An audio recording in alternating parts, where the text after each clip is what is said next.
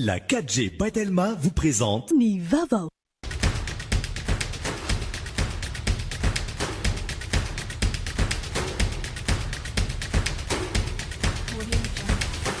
Noltranao ny fampalalam-baovao.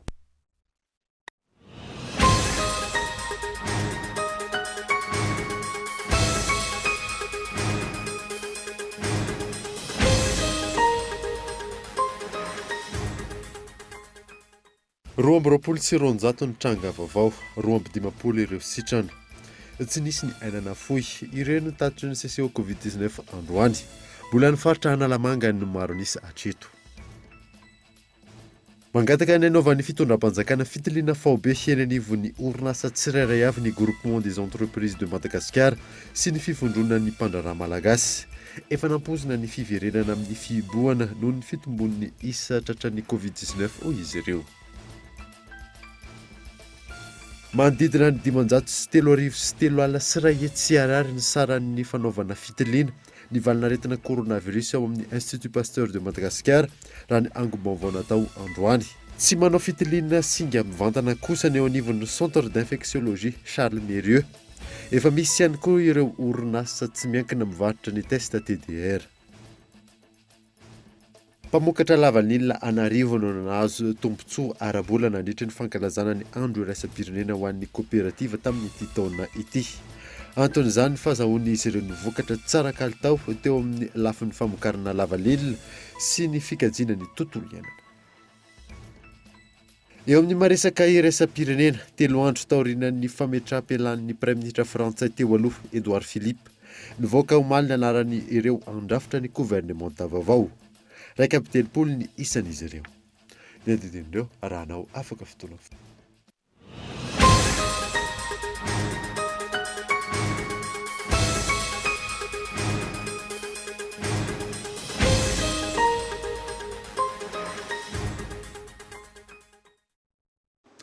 Finaritra tompoko lasy sy tompoko vavy fotoana vaovao eto amin'ny Kultivika minasana ary anaraka izany hatramin'ny farany. Nanomboantsika ny vaovao roa amby roapolo sy roanjato ny tranga vaovao, roa amby dimampolo ireo sitrana. Tsy misy ny ainana fohy, ireo ny tatitry ny CCO Covid-19 tamin'ity androany ity. Mbola mifaritra Analamanga kosa no maro nisy hatreto miantarandriana. Toy izao indray ny fivoaran'ny taremarika mahakasika ny valanaretina Covid-19 ity eto Madagasikara. Tsy misy aloha ny ainana fohy izany fa dia mijanona 3 amby telopolo ny isan'ny totalin'ireo olona izay lavon'ity valanaretina Covid-19 ity. Ny forme grave koa dia ny ena efatra ka 2.7 izany izao ny isan'ny forme grave raha 5.7 omaly. Ny sitrana somatsara dia miisa 2.10. Ny tranga vaovao indray dia 2.20 sy 200. Momba ny Institut Pasteur de Madagascar manokana ny fitiliana teto Antananarivo 2.100 no nataony 7.7 no tranga vaovao hitany. Tany Tomasina laboratoire mobile nanao fitiliana 12 anankiray ny tranga vaovao hita tamin'izany. Ny hôpital Joseph Ravoagendriana Valina indray ny laboratoire an'zareo dia nanao fitiliana 13 am'zato ka ny 70 tamin'ireo no nahitana ny tsy mikaretina coronavirus. Ary farany ny laboratoire LA2M laboratoire d'analyse médicale malagasy nanao fitiliana 2.7 ka nahita tranga vaovao 3.7. Tahak'izay ny antotanisa mikasika ny valanaretina coronavirus eto Madagasikara araka ny tatitra ofisialy io atoandro io. Eo eto amin'ny faritra Analamanga avokoa ny ampahany betsaka amin'ireo tranga vaovao. 700 dia avy amin'ny faritra Analamanga avokoa. Ny anankitelo Vakina Karatra, Antsirabe, ny anankiroa Itasy ary ny Atsinanana faritra Atsinanana dia anankiray. Mosbelville kosa dia nahitana anankitelo ary Mahajanga dia 3. Amin'ireo forme grave izay misy 2.7 izay ny ena efatra ho isika teo dia raisina tananao be felan-tanana ny 2.20 ao Anosiala ny 10 amin'izy ireo. Ny enina amin'izy ireo kosa ny Andotapenaka, ny ray any amin'ny hôpitaly Fenorivo, ny roa any amin'ny hôpitaly any Antsirabe, ny ray any amin'ny hôpitaly Morafeno. Ny totaly 4.7 hatramin'izao ny isan'ny fitiliana vita eto Madagasikara. 2.70 sy 3 amin'ireo no voamarina fa mitondra ny tsy mikaretina ka ny 2.10 sy 200 sy 2 amin'izy ireo no mbola manaraka fitsaboana. 7,7 no efa sitrana, 2,7 ankehitriny no marary mafy ary 3,3 ny isan'ny efa namoy ny aindy hatramin'ny isiany valanaretina teto amintsika. Mangataka ny anaovan'ny fitondram-panjakana fitiliana faobe ny anivon'ny groupement des entreprises de Madagascar sy ny fivondronan'ny mpandraharaha malagasy efa nampozina ny fiverenana amin'ny fihibohana noho ny fitombon'ny tranga vaovao hoy izy ireo. Miantarandrianay. Nitombo indray ny mpiasa nalefa chômage teknika nanomboka ny verenana tamin'ny fihibohana tanteraka izao raha nitatitra ireo orinasa samihafa tonga ny anivon'ny GEM na ny groupement des entreprises de Madagascar sy ny fivondronan'ny mpandraharaha malagasy. Ny any fivopamama manokana raha toka mahery ny 5,000 ny orinasa mivondronao, 7,100 ireo no voakasika mivantana amin'ny krizy ateraky ny fihibohana. Raha ny fanazavana, efa nampoizina ny fandraisan'ny fitondram-panjakana mifepetriny. Hoe zany tena atao hoe sarotra le izy ho anay amin'izao fotoana izao satria ny etrehana ny karama mampiasa volana jolay ity zany zao dia tena zavatra hanahirana mihitsy. Tsy maintsy misy dinika manokana ifanaovan'ny orinasa tsirairay avy amin'ny mpiasa ho aminy satria moa le izy resaka fahasalamana le izy. Tsy afaky ny tsy hanaraka ny lalàna ihany koa ao anatiny aloha mikatona aloha. Iny zany tsy dina hevitra iny. Tsy dina hevitra mihitsy fa tena aloha mikatona aloha satria rara be le fitaran'le aretina. Fa ny zavatra mety hoe mba irinay ngamba ao aorianan'ity 20 jolay ity dia no hoe isy fifanantonana kely eo amin'ny fitondram-panjakana sy ny sehatra tsy miankina ny amin'izay mety azo etrehana ny atao hoe fahasahiranana ahoana mba ahafahana manampy ny mpiasa indrindra moa lafiny karama zany. Ny tena fanahina lehibe ho anay zany dia no hoe le mpiasa izay mba miezaka miasa ara-dalàna teo sao lasa ho isan'ireo olona marefo koa. Ho an'ny mpandraharaha miainga amin'ny fifehezana ny fiparihan'ny valanaretina COVID-19 no ahafahana manarina tsikelikely ny toe-karen'i Madagasikara. Tokony hisy ho izy ireo ny fitiliana faobe tontosaina indrindra ny anivon'ny orinasa tsirairay. Manao atsoafy tokoa izay atao amin'ny sehatra tsy miankina mba hanaovana ny fitiliana faobe amin'ireo mpiasa rehetra misy an'ny orinasa rehetra. Ireo orinasa izay afaka manao fitiliana dia nanao fitiliana. Resultat azo avy amin'ireo fitiliana ataon'ny mpiasa ireo dia milaza fa eo anelanelan'ny 3% sy 10% ny tanolona voan'ny Covid amin'izao fotoana izao amin'ireny orinasa ireny. Be dia be tokoa zany, tena avo be mihitsy zany raha ataontsika fotsiny hoe 5% zany le izy. Raha ataontsika extrapolation amin'ny mponin'Antananarivo matono, izany dia midika fa misy eo amin'ny 125,000 cas eo zany ka ny Covid eto Antananarivo. Raha ohatra ka 3,000 ny ofisialy. Ny fahafahana mitily aingana indrindra an'ireo izay voa ary miaro izay mbola tsy voa no fomba heverinay fa entraniana ahafahana mitolona amin'izy io. Raha amin'ny lafiny ekonomika kosa heverinay fa tsy mbola fotoana izao hisoritana an'izany hoe relance économique izany fa tohana aloha, tohana voalohany indrindra ho an'ireo mpiasa very asa, tohana ho an'ireo orinasa ary anirenany tsika efa mihena le ka Covid nefa midina ny pikitsika zany dia izay ngamba vao tsara hiretina izany plan de relance izany. Nisy etaeta efa narosinay sehatra tsy miankina tamin'iny dia ny hoe tokony hapetraka le sehatr'asa ifampidiniana isak'izay mety hoe atao hoe sehatr'asa tsirairay avy. Commission technique moa no ihalazanay anazy fa eo moa le nisy amena ara-pahasalamana dia lasa ohatran'ny taraiky teo zany ny fametrahana an'io commission technique io isaky ny sehatr'asa kanefa heverinay fa tsy maintsy irosoana io. Ny comité technique isaky ny sehatr'asa zany no andinika hoe ahoana ny fampiarana ireny fepetra izay mety azo atanterahana ireny ary inona ny dingana atao ihany koa mba hatonga an'le izy ho lasa asa mivaingana avy hatrany. Tsy mijanona amin'ny fandefasana mpiasa ho chômage teknika ny fepetra niraisin'ireo orinasa maro amin'izao fotoana izao. Betsaka no miroso amin'ny fandroana tanteraka ny mpiasa. Misy ihany koa no mametraka fepetra ny hoe miankina amin'ny ora iasana ny karama raisina. Arakaraka ny fisehon'ny valinaretina amin'ny marary no andraisan'ny centre médical Covid-19 Antotapenaka ny fanapa-kevitra amin'ny fitsaboana ny marary anatin'ny fahasarotana mitazomina eny an-toerana. Fa ny marary tsy ahitana ny soritra retina goavana kosa afaka tsaboana any an-tranony raha ny fanazavana azo. Yves Richard. Namaly ny resabe mifamaofao amin'ny fomba fandraisana an-tanana ny marary. Eny anivon'ny centre médical Covid-19 Antotapenaka ny taleny fampiroboroboana ny fahasalamana androany. Miankina amin'ny fisehoan'ny valanaretina amin'ny marary no andraisana ny fanapa-kevitra amin'ny fitsaboana. Hoy ny fanazabana. Ny marary anatin'ny fahasarotana no azo tazonina eny an-toerana ary afaka anaovana ny fitsaboana raha maso. Mpitsabo zany rehefa manome toromarika dia zao sady mijery an'ilay olona sy ny toe-batana izy no ny manome hevitra ny aminy hoe raha ny fahitako anao tsy maninona ianao namody azy. Fa misy olona mety hiteny hoe zany dia ody dokotera nefa izy efa seposepotra dia hozy indray ny dokotera hoe raha mbola te hiaina atsika tsaratsara raha mijanona dia ilay fitsaboana no mizara roa. Hozy izy ilay olona hoe za anaraka an'ilay fitsaboana raha maso. Zay pozitif andray no atsonanao an'izay dia anjara manapa-kevitra. Raha ohatra izy ka hoe tia amin'ilay fitsaboana raha maso dia tonga aty izy dia raisina. Raha ohatra izy hoe za hijanona any an-trano dia omena azy indray zany ny afatra hoe misy olona zany hiantso anao rehefa avy eo hoe alaina ny fanafodinao na aterina ny fanafodinao. Na eo aza niezaka amin'ny fandraisana an-tanana ny olona tonga eny an-toerana. Mampitaraina ny maro ny fiandrasana ny vala ny fitiliana. Izay mitarazoka raha oharina amin'ny fanambina petraka. Nandritra ny fanokafana rapomba ofisialy ny ivitoerana ny voalohan'ny volana lasa teo.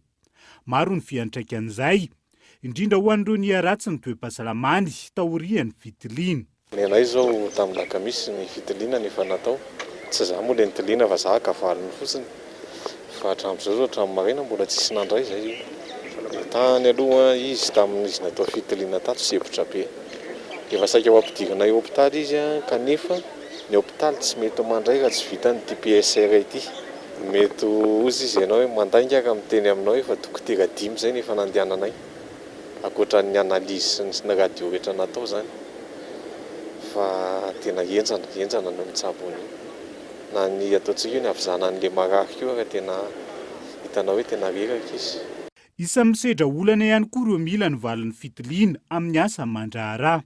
Tamin'ny zoma nanao testa dia tamin'ny tao dia vita ilay testa dia niteny ana ilay dokotera hoe nareo rehefa mivaly ilay izy dia atsononareo raha pozitif.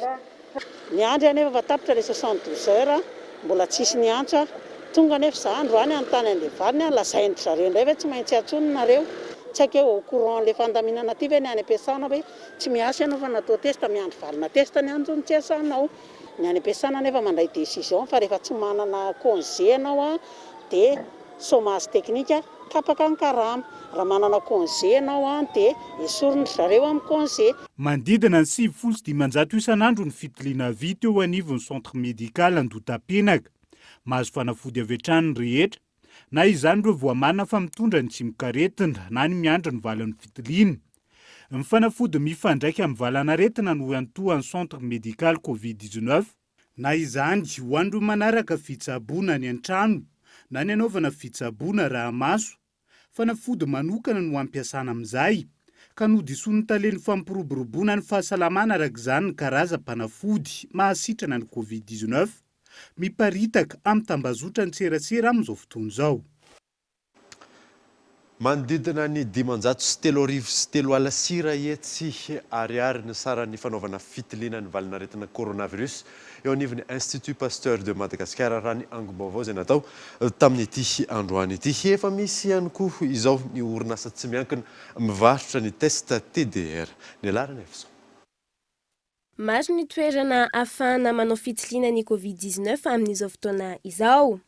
Raha ny angom-baovao ho an'ny Institut Pasteur de Madagascar manodidina ny 503 sira hetsy ariary ny saran'ny fanaovana ny fitiliana ny valanaretina coronavirus ho an'ny olona iray. Ary azo ao anelanelany ny 27 sy 27 ora ny valan'ny fitiliana.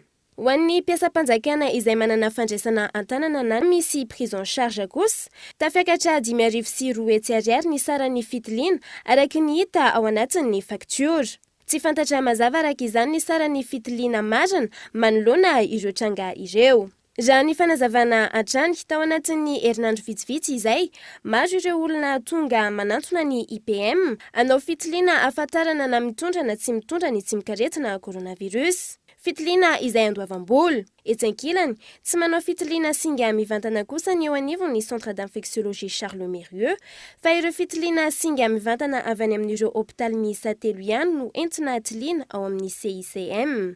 Misy ihany koa amin'izao fotoana izao ireo orinasa tsy miankina mivarotra ny fitiliana TDR na ny test de diagnostic rapide amin'ireo orinasa izay manana structure médicale. Ka 4,5 alina ariary ny iray amin'izany ary fonosana miisa 5 no indray miaraka.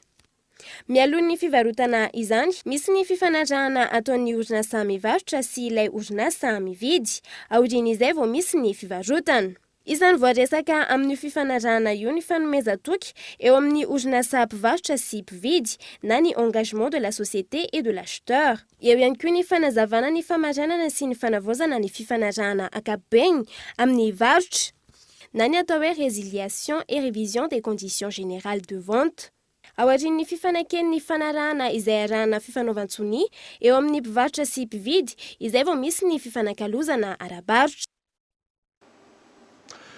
Tomby avoroeny ny olona tonga manantona toeram-pitsaboana tato anatin'ny 2 volana izay raha ny fanadadinana natao vokatra io. Misy amin'ireo dokotera no manantona any an-tokantrano. Iona saina. Repitra izay no hita nandritra ny fandalovana atao amin'ity mpitsabo tsy miankina iray. Mitandahatra ireo olona mila fitsaboana, isa minitra ny antso-tarby mangataka fiaonana. Tato anatin'ny 2 volana, ny tombo avoroeny ny isan'ny marary raisina raha ny fanazavana, ary ny ankamaroan'izy ireo misy kakana avokoa. Ity trangana retina ity izay mitovy fiseho amin'ny coronavirus. Mikoropaka ny olona amin'ity coronavirus ity.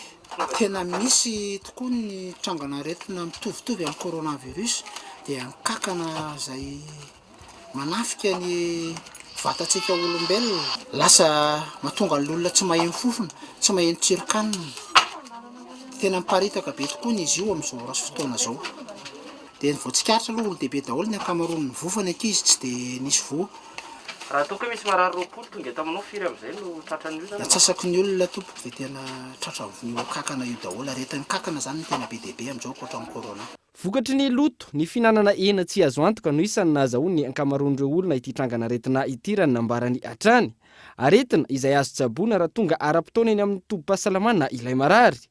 Raha tsy afaka manantona toeram-pitsaboana, afaka makany an-trano ihany koa ity mpitsabo ity manatanteraka ny asany indrindra amin'izao vanim-potoana izao.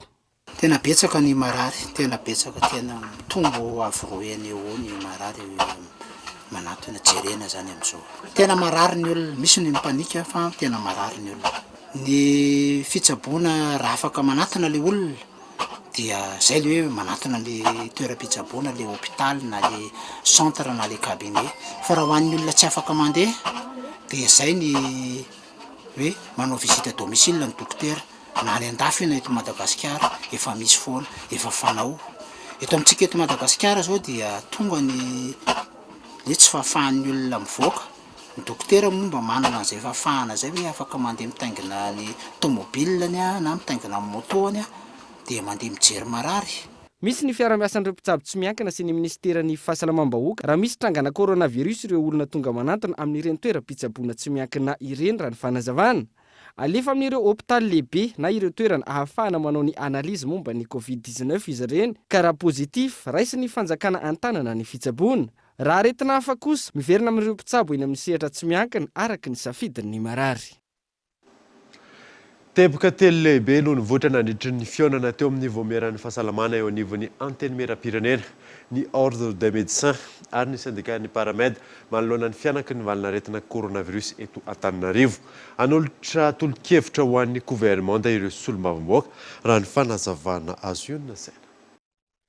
Manoloana ny fianaky ny valanaretina coronavirus atao anatin'ny faritra Analamanga, ny famoro ireo mpiantsehatra amin'ny sehatry ny fahasalamana izay nahitana ny teo anivon'ny ordre des médecins, ny interne sy ny syndicat ny paramède eto Madagasikara andaniny. ary ny teo anivony vaomerany fahasalamana eo anivony anteny miram-pirenena ankilany. Maro ny resaka tokony ahitsy amin'ny fiatrehana izao valanaretina izao raha ny fanazavan'izy ireo taoriny ny fiaonana. Toerana andraisan'andro marary zany amin'izao fotoana zao efa olana satria zany azo lazaina hoe efa feno izy ireo ary sasany ary efa any anatin'ny tokantrano no vela miboka tsy hivoaka dia any no aramaso sy anaovana ny traitement ny fitsaboanan'izy ireny dia anisan'ny olana ihany koa zany. Dia ny zavatra hitako zany somary mivangongo any ambony ilay fandraisana andraikitra dia na ny fanapahan-kevitra zany ela be vao tonga aty ambany aty amin'ny niveau périphérique moa zany ilazana anazy fa lasa any amin'ny niveau central loatra zany ilay izy dia sahirana zany ny aty fotony amin'ny fandraisana décision satria na dia misy tranga tokony ho fantatra valiny eo zany dia sahirana amin'ny fiantsoana hoe izy moa ny tompony andraikitra tokony antsoina ao anatin'izay. Ny fampitaovana ireo CSP1 sy CSP2 sy ireo mpiantsehatra rehetra amin'ny fahasalamana. Eo ihany koa ny fanomezana fiarovana mifanaraka amin'ny vaninandro ary ny fitsinjarana ny fahefana no isan'ny vahaolana ny votra taoriny ny fiaonana teo amin'ny rotonta. Fa raha ometsika fitaovana ny any amin'ny CSP1 CSP2 sy any amin'ireo ilay structure rehetrarehetra any amban'ireo mandeha ny formation tsy tokony misy olana mihitsy zany ny ahafahantsika mifehy an'ity aty. Dia tokony décentralisena daholo koa zany ny commandement rehetrarehetra. Tsy hoe miandry aty ambony foana vao vita zavatra le aty amin'ny base aty koa zany resaka commandement zany moa resaka fibaikona ny tiana tenenina. Dia efa tetsika tsara fa any amin'ny ambany ihany koa efa misy structure napetraka fitondram-panjakana ohatra hoe efa misy ny fokotany, ny chef fokotany, misy ny chef secteur, misy le comité loarano ary misy koa le ataontsika hoe agent communautaire ty amin'ny resaka santé dia ny coordination ny asan'ireny koa zany tokony atao. Atolotra ny fahefanam-panatanteraka ny tolo-kevitra nivoaka taorian'ny fiaonana raha ny fanazavana hatrany ahafahana mifehy ny fipariahany ity valanaretina Covid-19 ity. Na eo aza ny firongatry ny valanaretina coronavirus maresaresa ny olo-pirenena amin'ny fanaovana arotava indrindra any amin'ireo commune ambanivohitra toy ny hita ao amin'ny commune Tsiafahy. Io ny nasaina. Anao zao mandehandeha ety amin'ny arabe tsy manao kasibosy ina ny anton'izay. Ny ato za eto pitakely eto mipetraka mamboly ny asako dia nanatitra vokatra tato-mbadika tato fotsiny. Zany zany ilay hitanao tsy anaovako eto parivy andro amin'ilay mivarotra dia reraka be le ohatrany ny anasany ohatrany raha vao miela loatra le mipetaka le eto amin'ny sofina dia ohatrany mibadenina be zany ny loha. Zay zany fotrana mamatra charbon maninona kasibosika na ty amin'io. Inona ny anton'izao safidinao zao ohatra zao ny style amin'le takom-bava? Ay safidiko an'le takom-bava zany mba hiarovana an'le aretina corona. Dia atao ohatra efa misy kasibosy ao anatiny. Efa misy ao anatiny io. Dia mbola asiana an'ity ihany. Dia mbola asiana ihany satria mahatonga anazy anao an'izay zany azinao. Dia atsika zany mandeha azinao dia hiarovana an'le atsika dia mba double emploi. Matahotra le corona io? Matahotra ihany satria hitanao fa ny tena efa mihosa moa anatin'ny saison dia mangatsiaksika izao. Dia zay zany natahorana an'izy. Dia andro zany zao vao sasana le ana vao sasana fa ilay mba mila diovina koa zany le satria aretina le izy dia tsy maintsy mitandrina zao zay loha zany ana za zany tsy manana afa-tsaray dia zany mba hoe rehefa mba maloto dia sasana dia rapitso maraina indray zao andeha dia manao indray ohatran'izay. Fa zao zao tsika mandehandeha ety tsy manao ianao raha izao. Fa za zany tsy dia mandeha lavitra mihitsy aloha amin'izao eto aho zany manodidina eto dia motoko ny trano akaikely eo ety. Izay no faneho-kevitrireo olo-pirenena sendra ny mpanao gazety tao amin'ny commune ambanivohitra Tsiafahy. Samy manana ny fanazavany ny amin'ny antony tsy anaovana izay arotava izay ny tsirairay. Ny fahasahiranana ny tsy fampiny ny fanentanana no mahatonga ny trangan-javatra tahaka izao hoy ny eo anivon'ny commune. Voalohany indrindra aloha ny antony mahatonga an'izay le olona le fahafahan'le olona mihitsy manaja le izy mihitsy zany aloha ny tsy ampy. Ino moa natao hoe tsy ampy satria ohatra hoe kasibosy ohatra. Tsy ampy ny kasibosy ety tanàna satria ny olona mafy ady moa zany to dia aloha direkta hoe mafy ady ny olona satria mety hoe 7500 mividiny iny 5000 dia sahirana ny olona. Tamin'ny fotoanany vao nanomboka moa izy ity tamin'ny volana avril teo zany nisy fizarana kasibosy fa tsy ampy ho an'le vahoaka mihitsy le kasibosy ny zaraina zany. Araka ny tengana hoe le vahoaka koa mafy ady na ny vidiny iny azo sahirana izy. Dia zay natao zany mila fanjakana zany mila tokony handray fepetra mafimafy. Maro no efa misy mifanentanana maro isan-karazany fa le olona mamafy ady azy dia tena tokony ho zaraina ny fotony mihitsy zany io a mba ahafahan'le olona tena kasoposy daholo. Araka izany tokony amafisana sy atao maro lafo ny fanentanana ny olom-pirenena amin'ny mahazava-dehibe ny fanaovana arotava na andrenivohitra io na amin'ny tontolo ambanivohitra ahafahana mifehy haingana ity valana retina ity. Vaovao vao tonga izao vaovao mampalahelo nodimandry Androany Rakotomalala Lucien Solombavom-boaka IRD voafidy tany amin'ny faritra Atsimo andrefana distrikan'ny Morombe araka ny angom-baovao ray lavan'ny Covid-19 ny tenany rehefa isan'ireo nitsaboana no nitondra izay tsy mikaretina izay hotaterina aminao anatin'ny fampalalam-baovao ihany ny misimisy makasika izay ny fianakavian'ny Kolo TV FM dia mirary fiononana fena ho an'ny fianakaviana sy ny anivon'ny anteny mera-pirenena. Nanoisantsika ny vaovao kosa indray mpamokatra lavalinina Anarivo no nahazo tombotsoa ara-bola nandritra ny fankalazana ny andro raisam-pirenena ho an'ny kooperativa tamin'ity taona ity. Anton'izany ny fahazahoan'izy ireo vokatra tsara sy kalitao tsara teo amin'ny lafin'ny famokarana sy ny fikajiana ny tontolo iainana. Abraham Randriamanana. Ao anatin'ny fankalazana ny andro raisam-pirenena ho an'ny kooperativa, tantsaha-mpamokatra lavanilina miisa 170 sy 700 eto Madagasikara no nahazo ny fankatoavana Rainforest Alliance tamin'ity taona ity. Isitraka tombotsoa maro araka izany ireo mpamboly lavanilina ireo. Isany amin'izany ny fiatsaran'ny fidiram-bola ho azy ireo, manoloana ny fahazonan'ny vidiny mahafa-po ho an'ireo lavanilina tsara kalitao vokariny. Eo ihany koa ny fampiofanana azy ireo amin'ny fandrindrana ny asa famokarana sy ny asa fahazona fitsaboana tsara kokoa. Fiaraha-miasany teo anivon'ny kooperativa Tahatsaha sy ny USAID mikajy niaraka tamin'ireo mpiara-miombonantoka tsy miankina any amin'ny faritra avaratra atsinanana Madagasikara no nahafahana nanomana ny fahazona ity fankatoavana ity. Nisy araka izany ny fanaraha-maso nataon'ireo mpiara-miombonantoka nandritra ny fotoam-pambolena. Nojerena manokana tamin'izany ny tsy fampiasana ny akora simika, ny tsy fampiasana ny ankizy tsy ampy taona, eo ihany koa ny fitandrona ny lafin'ny fidiovana. Araka izany, mitaky fanarahana fenitra maro ny fahazonan'ny fankatoavana Rainforest Alliance. Tafiditra amin'izany ny fikajiana ny fahamaroan'ny roinaina, ny fitantanana ny harena voajanahary, ary ny fananana drafitra mahomby hitantanana ny asa fambolena. Raha tsy aivina, ity fankatoavana ity izay ekena eo amin'ny sehatra iraisam-pirenena ho an'ireo mpamokatra sakafo manaraka ny fenitra Lovenjavy. Manentana ny tantsaha noho ny ezaka efa vita araka izany ny tompon'andraikitra ho fitazonana ity fankatoavana ity. Tonga eto amin'ny fotoanany dokavarotra isika aorianan'izay atantsika mahakasika ny fanamboaran-dalana ao an-tampon-tanànan'ny Tomasina. Eo ihany koa mahakasika ny fifaninanana misy Madagasikara. Rehefa avy eo.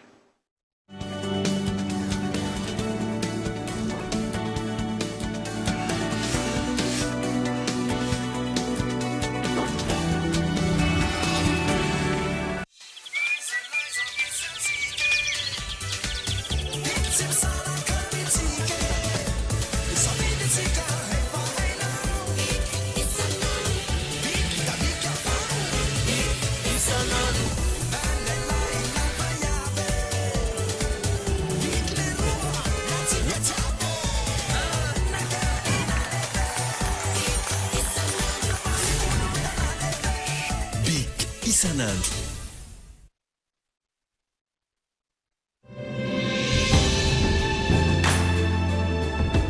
Antsaramanitra miavaka miaraka amin'ny Telma.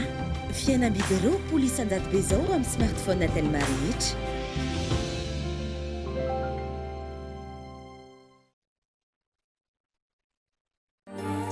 Chocolat Tsar, un goût authentique, un éventail de saveurs. Tsar, un trésor riche et gourmand, issu des précieuses fèves de cacao de Madagascar. Succombez au plaisir infini et profond du chocolat Tsar et de ses arômes intenses. Chocolat Tsar, savourez vos émotions.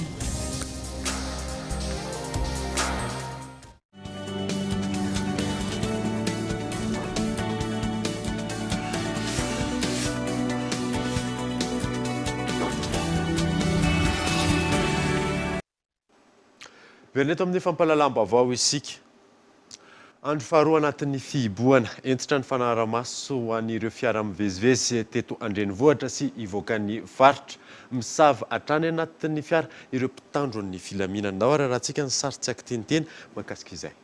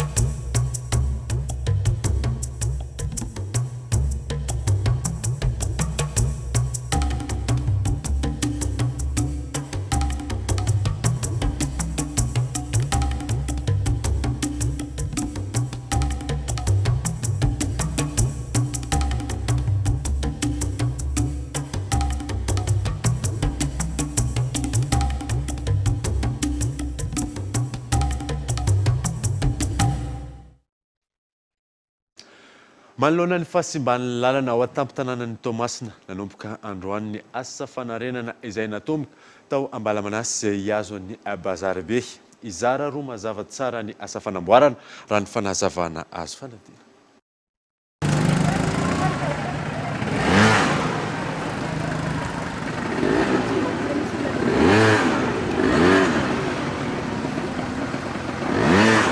Tahaka izao no iainan'ny mpampiasa lalana ao Toamasina ao amin'izao fotoana izao. Manoloana io fahasahiranana io androany no natomboka ny asa fanamboaran-dalana sy fanarenana ireo lalana simba andiany voalohany ao an-tampon-tanànan'ny Toamasina. Lalana maromaro no efa simba tanteraka ka mila fanavaozana, betsaka ihany koa ireo lavadavaka ka mila tampenana. Ny faharatsin'ny lalana ireo izay miteraka fitohanan'ny fifamoivoizana ary manimba ny endriky ny tanàna amin'ny ankapobeny. Andiany voalohany ihany izao natomboka androany izao hoy ny ben'ny tanàna.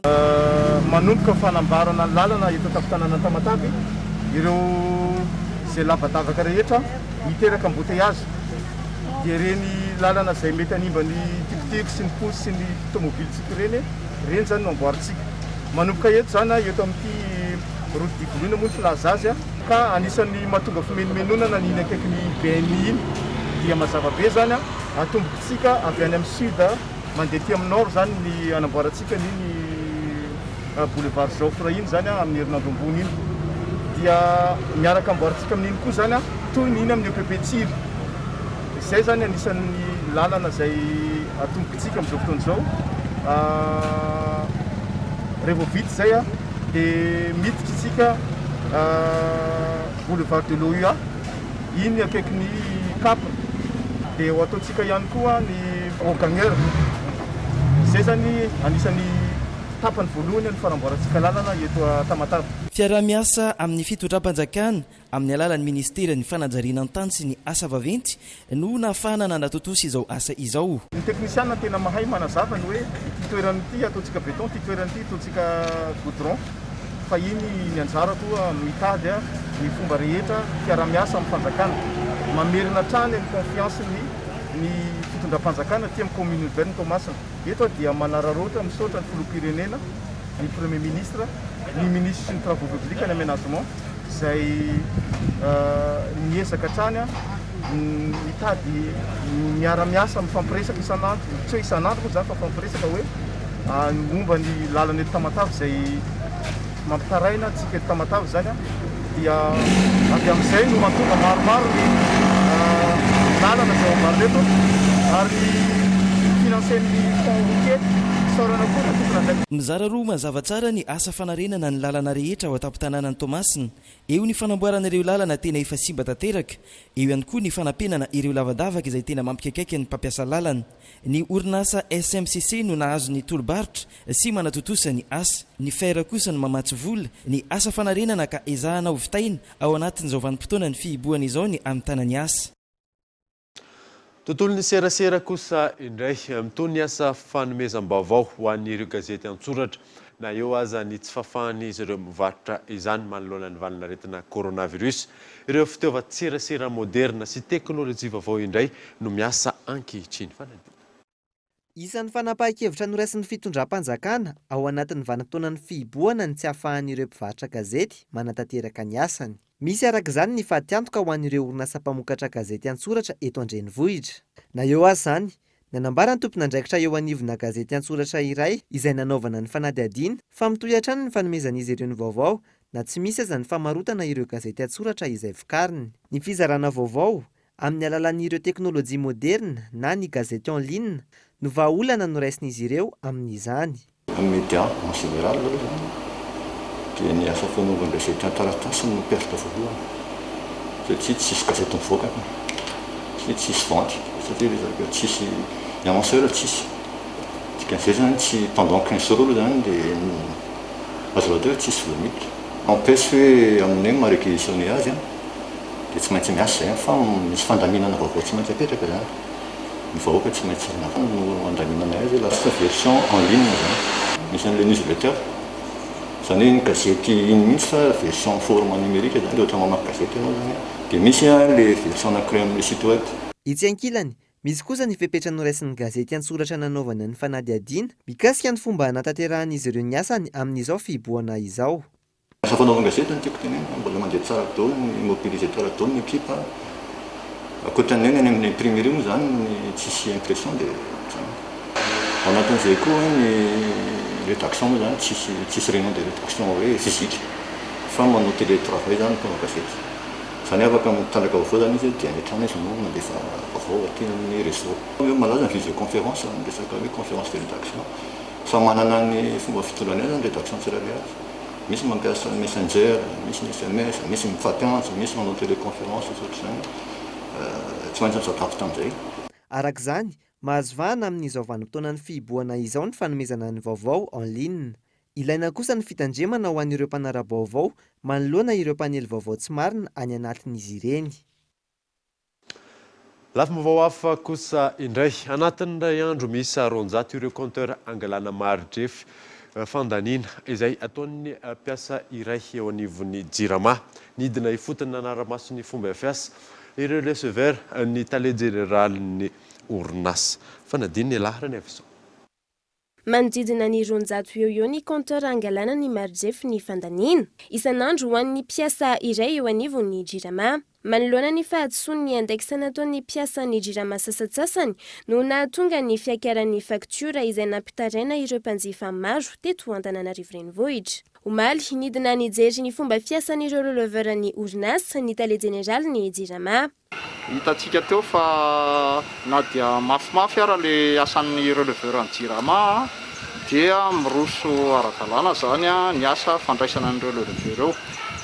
Ny fandraisan'ny mpanjifa moa dia nety tsara fa dia manamafy zany zay an'ireo mpanjifa hoe raiso amin'ny ara-dalàna ny releverantsika jirama manao ny asany andro aman'alina izy ireo mandritry ny andro moa zany fa ny alina angamba tsy miasa fa ilaina zany ilay fandraisana ny relevereo mba hampitombomana tsara ny fakturantsika mpanjifa. Tsy maintsy manaraka ny fepetra apetraky ny tompontrano amin'ny fiarovana amin'ny fianaky ny valanaretina coronavirus ireo releveur izay maka ny index na ny marjefy ny fandaniana fa misy nefa ny lamina napetraka manoloana izany. Misy aloha zany arakaraka ny client le izy, misy mametraka fepetra, misy mampandroso. Ny sasany zao ohatra hoe vao tonga ianao dia diovina ny tongotra, diovina ny tanana, apetaka tsara ny arovava. Dia misy indray tonga dia mampandroso fa hoe manaja le hoe ajaina le ranerana ray metatra. Dia misy indray tsy mampandroso fa hoe andraso dia alaina ny index. Dia indray amin'ny fiverenanao manaraka zany ianao tokony hijery ilay hoe tena izay tokoa ve ny ao. Fa amin'ny akapobeany zany arakaraka le client le izy no ahafahana hoe miditra na tsy miditra. Raha tsy ahivona, olana niteraka fitarainan'ny mpanjifa betsaka ny fahadisoan'ny index nataon'ireo mpiasan'ny jirama ka nahatonga ny fiakaran'ny faktura maro teto Antananarivo renivohitra. Mpiasa miisa 500 no voarohirohy tamin'ny izany ka ny 12 tamin'izy ireo no efa nandraisana fepetra vonjimaika ka isan'izany ny tale miisa 2 teo anivon'ny jirama. Nahiditra amponja vonjimaika ny directeur de patrimoine teo anivon'ny orinasa Sirama noho ny fanaovana osoka sy ny fampiasana izany tamin'ny fangalarana tanin'ny orinasa tany Tomasina. Olona roa ihany koa ny voasaringotra amin'ny raharaha. Yves Richard. Mitony fanadiova-pitantanany eo anivon'ny orinasa Sirama. Taorian'ny famakafakana lalina ny antota taratasy eo an-tanany foibe mpitantanany orinasa amin'izao fotoana izao. Ndroso tamin'ny fitoriana avy hatrany ny orinasa ka voatanam-ponja vonjimaika ny directeur de patrimoine teo anivon'ny Sirama. Vesatra nanenjehana azy ny fangalarana ny tanin'ny orinasa tany Toamasina. Ny antony tena niantsonanareo moa zany dia ao anatin'ilay assainissement dia tiana ampahafantarina zany fa ny directeur de patrimoine atao amin'ny Sirama dia efa tsy miasa antoy intsony zany izy. Zay ny zavatra ngeza be mba tiako fantatry ny mpiaino antsina satria sao dia mbola misy olona zany karakara taratasy na zavatra ohatran'izany dia any aminy no mandeha. Izy koa moa zany tiandray moa zany mbola fiana fa AMD izy amin'izao fotoana izao noho ny fampiasana osoka sy ana fa iny mbola mandeha tribunal iny fa voatana iny ponja izy. Zay zany ny seho tamin'ny herinandro iny. Olona roa ihany koa no voasaringotra anatin'ny fanodikodonana ny fananany orinasa izay efa andalam-pamitorana amin'izao fotoana izao. Hoy hatrany ny tale jeneraly ny Sirama androany. Amafisina hatrany ny fanadiova mpitantanana ary ampiarina amin'izay rehetra nanao tantely afadrakotra ny fananany orinasa ny sazy mifandraika. Tany aloha tany koa dia efa nisy dossier izay efa niakatra tany amin'ny paka fa mbola hitohy koa moa izy io izay nisy an'ilay hoe détournement fananany Sirama sy ny atao hoe abus de biens sociaux fa amin'izany hoe fa fitantanana mangarahara sy fanadiovam-pitantanana zany dia izay taratasy misy eto amin'ny pelantanany direction générale ihany mikirakiraina eto. Ka raha misy fahadisoana ny tratranay zany ao anatin'ireny taratasy ireny dia tsy maintsy miditra any amin'ny fitoriana zany zavatra zany. Raha misy vola tokony hiditra amin'ny orinasa nefa tsy niditra amin'ny orinasa dia tsy maintsy ho mpitory direction générale na tsy hijanona amin'izay ny fanarenana ny orinasa Sirama. Hojerena avokoa ny teboka sy fifanarahana tsy mazava nataon'ny mpiasa tamin'ny tompon'andraikitra tamin'izany fotoana izay nambotry ny Sirama. Tanjona nijereny ireo rehetra tsy nitady afa-tsy ny tombotsoany manokana ka nitarika ny fikatsoan'ny orinasa iray ahafahana manarina sy mampiodina ny Sirama araka ny tokony ho izy. Vehivavy teratany malagasy avy amin'ny faritra rehetra eto Madagasikara no solitenina ny Madagasikara no hifaninana aminatin'ny Miss Madagasikara. Misy 17 izy ireo ka 7 no hifaninana amin'ny famaranana. Ny mpandresy kosa hiatrika ny Miss Monde. Michel Arnardo. Ny hatsarana hoentina manasoa ny hafa ao anjara-biriky amin'ny fampandrosoana teny filamatry ny Miss Madagasikara raha toa efa nanomboka ny taona 2024 izany ho amin'ity taona ity vehivavy teratany malagasy miisa 17 no hifaninana amin'izany noho ny fihibohana à distance ny fifaninanana sasany raha ny fanazavana. Ny natao amin'izy io dia zaraina roa zany ny fahamehana ara-pahasalamana dia natao à distance natao à distance zany ny faninanana sasany ohatra hoe ny momba ny tenue traditionnelle ny momba ny ohatra ny amin'ny défilé na maillot sy ny tenue de ville natao à distance daholo zany noho le izy hoe tsy azo vorina miaraka aty daholo ny ankizy dia fa ny finaliste le farany zany ny 7 finaliste no miakatra aty Antananarivo. Tsy ny antsara ny tarehy irery ihany no hividianana azy ireo raha ny fanazavana fa maro ireo anatanterahana ny sivana. Isan'izany ny fahaizany mpifaninana mampafantatra ao anatin'ny fotoana fohy ny kolontsain'ny faritra ny Aviny. Matetika ny hitan'ny olona dia ny hatsara tarehy avy aty ivelany foana. Dia tsara marihana zany rehefa mijery misy ohatra misy Madagasikara zay satria izay olany eo no misy olo-tenany Madagasikara any amin'ny misy monde dia jerena be dia be zavatra hitsaranan'ireo ankizy ireo dia ao ny fitondran-tena, ao ny fahaizany miresaka, ao ny fahaizany miaina, be dia be zavatra jerena aminazy efa any amin'ny farany zay hoe jerena zany hatsaran-tarehy zany fa fitambaran'izay rehetrarehetra zay no mahatonga ankizy anankiray olany isy olo-tenany Madagasikara mankany amin'ny misy monde.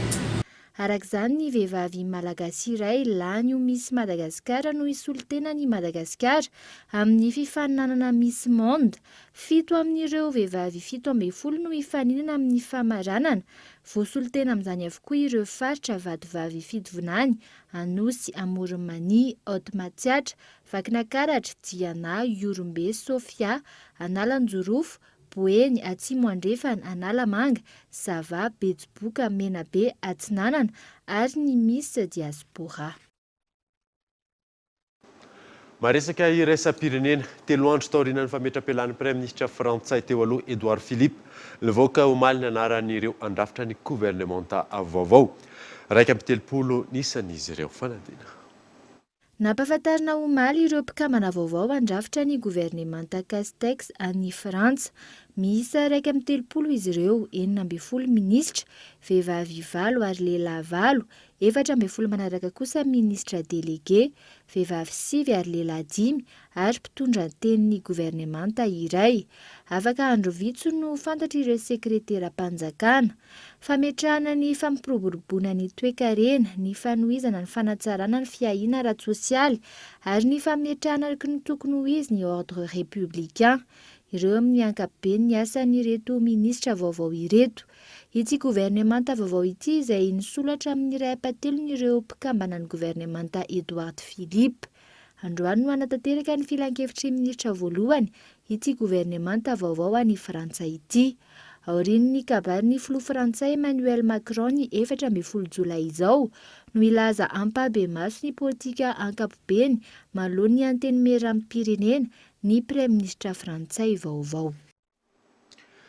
Dia izay mamarina vaovao tamin'ity androany ity. Ankasitrany ianao nanaraka izany soafa-tsara tolo.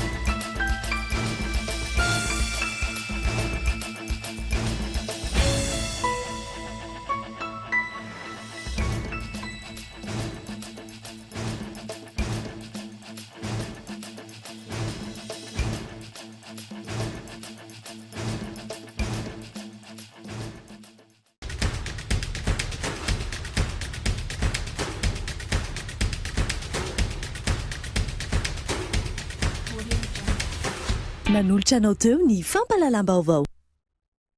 La 4G by Telma vous a présenté Ny vaovao.